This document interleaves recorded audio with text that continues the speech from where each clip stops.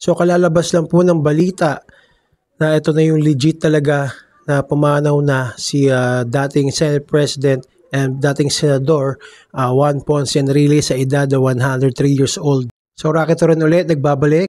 So lumabas nga sa social media nung isang araw at sinabi rin ni Senator Jinggoy Estrada na nasa ICU si Juan Ponce Enrile and kahapon may naglabas ng fake news na namatay na raw.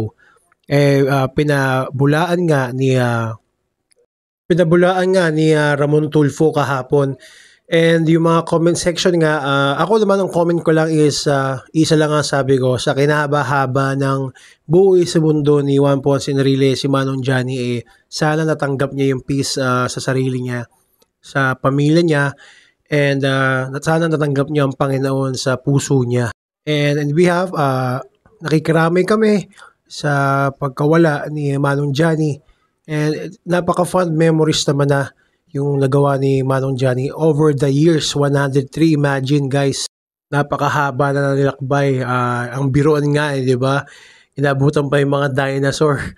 So ayun lang, at least ito legit na news na talaga at talaga nilabas na. Kasi ilang beses na rin ata, ilang libong beses na rin nagiging fake news. So ayun lang guys, iwas tayo sa fake news, and you can write your comments down below para malaman natin ang thoughts nyo.